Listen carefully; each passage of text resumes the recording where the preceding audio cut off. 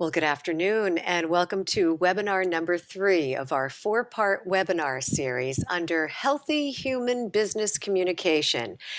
This is how to provide empowering feedback to your employees. My name is Donna Mac, and it's absolutely excellent to have you on board today.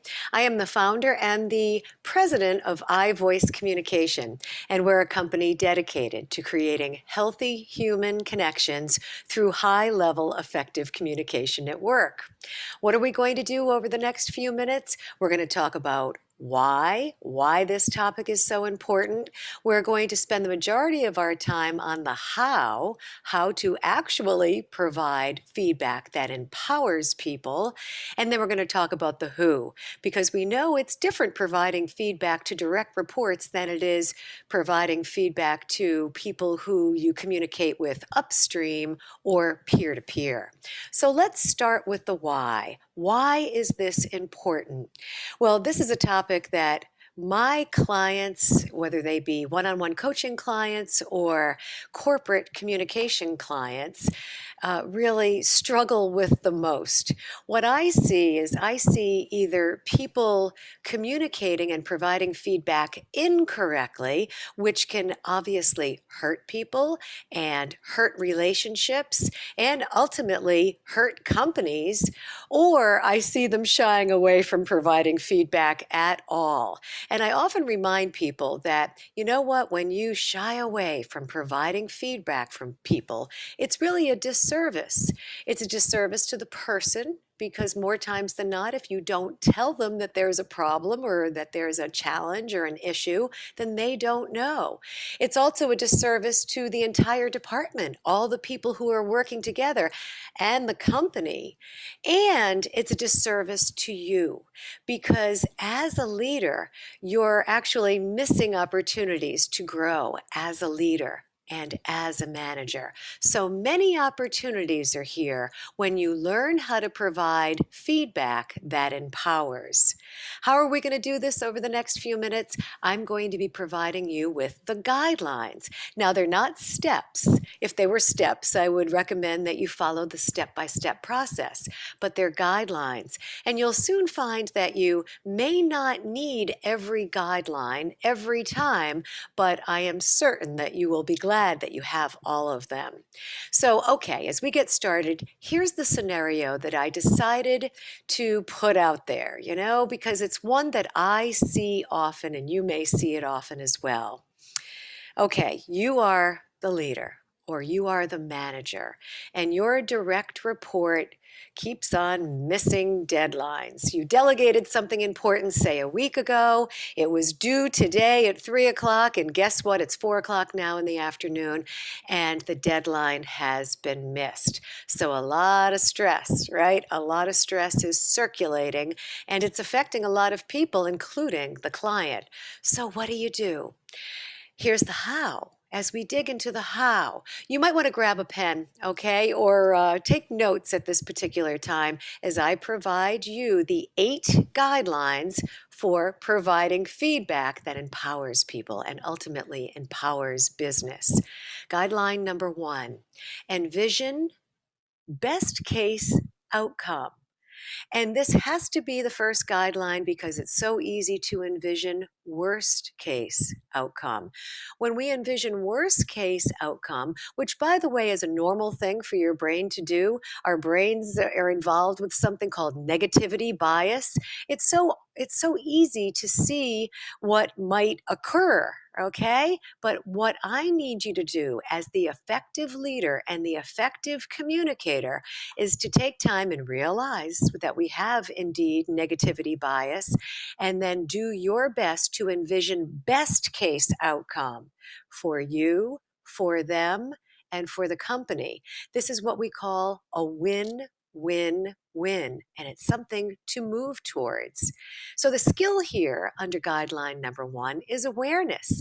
Awareness of negativity bias, and the fact that it's so easy to envision worst case outcome or worst case scenario, and then to know that you have control over envisioning best case scenario or best case outcome. Guideline number 2, is called positive, or make sure you start the conversation on the positive. And this is important because more times than not, when you've called somebody into your office or into your virtual office so you can provide them with some feedback, they know it. Right? So instead of getting right down to business, start on the human and commend them for a job well done. Okay, this shifts the energy in the room. It shifts the energy for them, and it shifts the energy for you as well. And odds are they have done many wonderful things, many positive things. So commend them, like I said. Good way to start. So the skill here is remembering that we always start our hard conversations or our crucial conversations on the human before we get down to business. Guideline number 3, get down to business, right? Establish agreement pretty early on that there is indeed a problem. Define it and precisely who it's affecting and what it's hindering.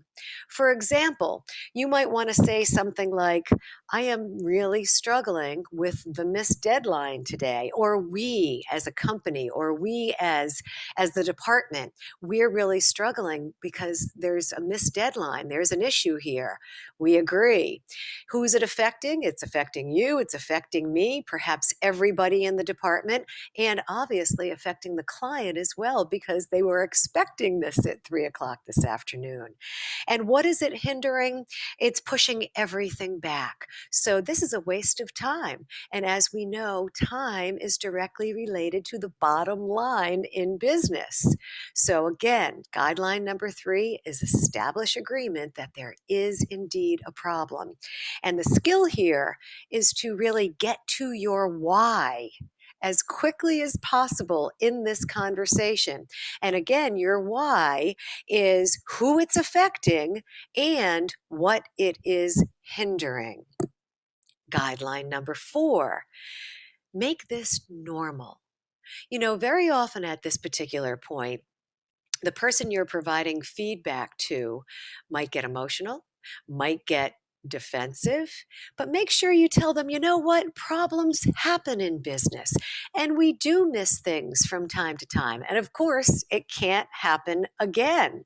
So normalize it. Again, problems in business are normal. And when you normalize it, what you're basically doing is you're neutralizing it. You're making it okay, and you want to avoid it from becoming chronic.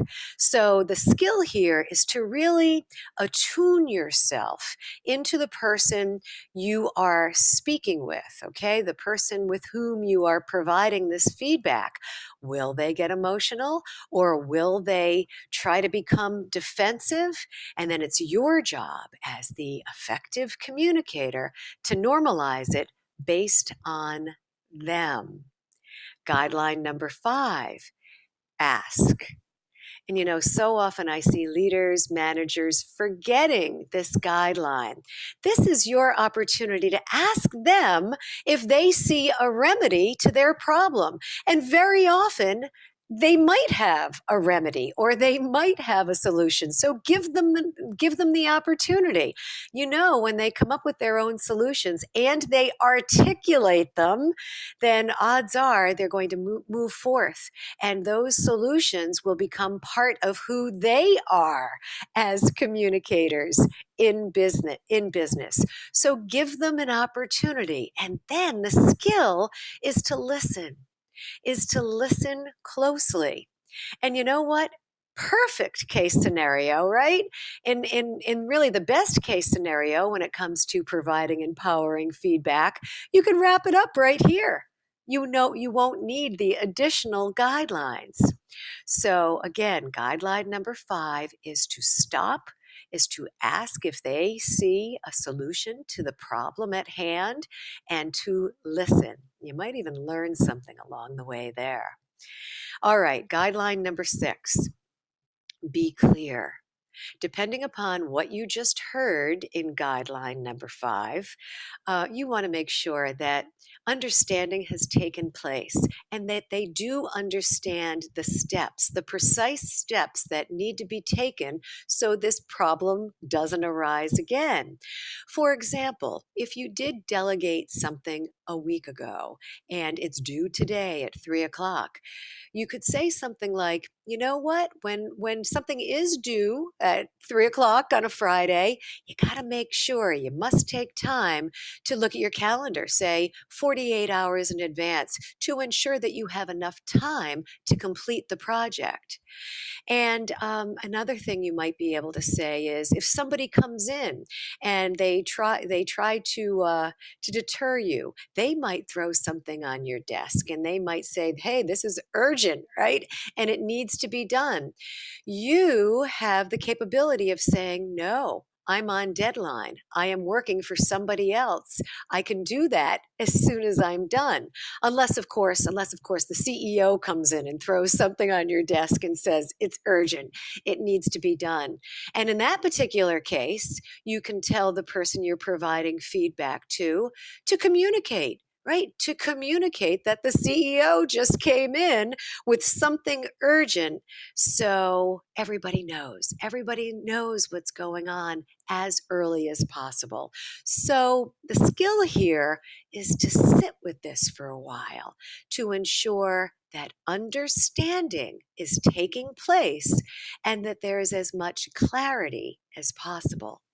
Guideline number 7 is to actually be even clearer. At this point, you might want to ask the person you're providing feedback to reiterate the steps back to you that they are going to take to fix the problem. And you might even want to add this line. You might want to say something like, "Reiterate the steps back to me so I can ensure that I didn't miss anything." Okay? First of all, you might have missed something, okay? Because we're all living in this crazy, busy, distracted world. And you know what? It gives them an opportunity to save face. Okay, and to realize that we're in this together. We are working on this project together. So the skill here is to stay for a while longer. And I don't know if you noticed, but the skill in guideline number 6 was to sit, and the skill in guideline number 7 is to stay. So don't rush, sit with it. Stay. Yeah, stay for a while to ensure that understanding is taken place and clarity in particular. And finally, guideline number 8 is to connect. Again, to connect human to human. Remember, I said in the beginning of the guidelines to make sure you start every challenging or crucial conversation on the human. You want to start on the human and you want to end on the human. And who knows, you might even want to end on a human story. You might want to share a story of when somebody provided feedback to you many moons ago, 10 years ago, 30 years ago. And you know what? When you received that feedback, it was tough to take because getting feedback is tough to take from time to time. But you might proceed to reminding them that it really was a wonderful thing to learn. And it gave you a great opportunity to grow. And you grew by leaps and bounds after you received that feedback. And you wouldn't have grown had you not. So there you go, the 8 guidelines to providing empowering feedback. Now, I just went through the guidelines based on you being the manager, speaking with a direct report. When you provide feedback to someone who's not a direct report, somebody you're communicating upstream with or peer to peer, is it different? Yes, it is different. You can definitely take a few things from the traditional guidelines, like envisioning best case outcome and making sure you are as clear as possible. But I'm just going to throw a couple of other things out there for you right now if you are providing feedback peer-to-peer or upstream to a senior leadership team. First of all, make sure the timing is good. You don't want to lay something heavy on the desk of your boss at like 4 o'clock on a Friday afternoon. So that's number one. The next thing is I would ask for permission. Do you have time? Okay, I just had an epiphany. You might say something like, I just had an epiphany, and I would like to share something with you. Are you open? Right? Do you have the mind space to handle this at this particular point? And last but not least, when you provide feedback to either peers or to somebody upstream, deliver it in a way that it is more of an offering. Okay? This is something you are offering them to consider. Because who knows, they might hear whatever it is you are recommending, and their initial reaction may be, no, no, no, no, too busy, I'm never going to work. But when you deliver it in a way where it is an offering, you're not pushing too hard. You're planting a seed. And sometimes you plant a seed and it actually germinates later on. Okay, so give it a chance. Sometimes we do need to plant seeds with people, and it really is a good way to move forward as respectfully as possible because you respect them, you honor them just as you respect and you honor yourself. You know, providing feedback that empowers all concerned is really a terrific way to build more trust inside of relationships and inside of companies between people. Because when you take the time, right, muster the courage, figure out the words, even practice a few times, and then start to providing more feedback to more people, first of all, they'll get a sense that they matter, right? That they matter to you, instead of feeling like you're just delegating duties and then never checking in to see how they're doing, and not even caring about moving forth in an excellent type of way. Okay, so it really will help them feel as though they matter, and this lends to a sense of belonging inside of departments and inside of companies and basically inside of teams. So often, again, people shy away from providing feedback because they think it's going to harm relationships. Yes, if you do it improperly, it can indeed harm relationships. And it has the great ability to actually instill trust and instill safety inside of relationships, departments, and companies. And when you first start, it's not going to be easy because these are new skills, right? Or you're updating your existing communication skills. So it might be challenging. And I often remind people you're probably going to feel awkward the first couple of times you do it. So jot down a few notes, just like you would prepare for a complex presentation. Should you also prepare for a crucial conversation? Of course you should.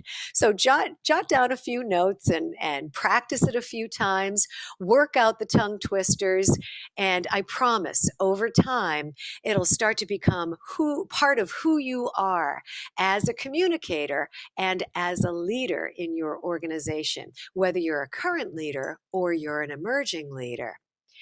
So I'm going to run down the 8 guidelines one more time. We'll do a quick review in just a moment. But first, I just wanted to tell you that if you need more help, please ask. Again, my name is Donna Mac, the owner and the founder of iVoice Communication, and simple email address, Donna at iVoice Communication, no S on the end there, iVoiceCommunication.com. You can also get a copy of the 8 guidelines to providing empowering feedback in my book, which you can find on my website, iVoiceCommunication.com.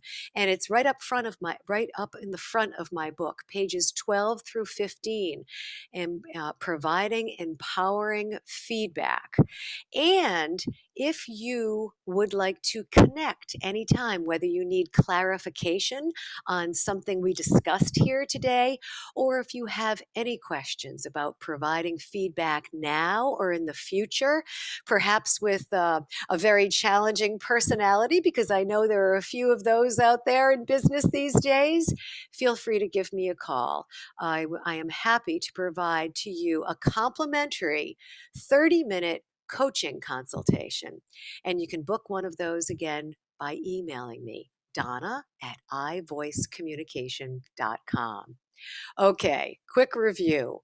Number one, the first guideline, take time to envision best case scenario, best case outcome. Start the conversation on a positive. Establish agreement that there is indeed a problem and it's normal and we're going to overcome it.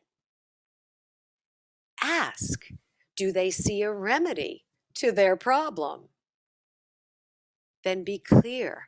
Articulate. Make sure you have the ability to articulate just what you need to fix the problem. And then ask them to reiterate back to you the steps indeed that they will take in order to remedy the problem. And you want them to do that so they can save face. And you might want to insert there, read back to me what you're going to do so I can make sure that I am not missing something here. And then wrap it up. As you wrap it up, make sure that you connect human to human. This is how we create healthy human connections. They start with healthy humans. So this work is not easy. It does take time. You know, I often remind people, many of these concepts are kind of simple, right?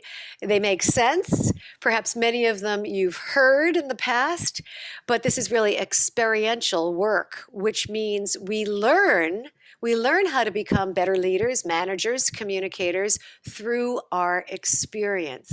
So try it a few times, practice a few times. I promise it will get better and easier over time. So thank you very much for joining us once again, for providing empowering feedback that can empower them, empower the company, and empower you.